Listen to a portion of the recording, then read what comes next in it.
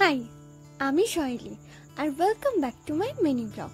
এটা হলো আমার ফেসবুকের প্রথম মিনি ব্লগ, তাই যদি সেরকম রেসপন্স পাই তো আমি আরও ভিডিও দেওয়ার চেষ্টা করব।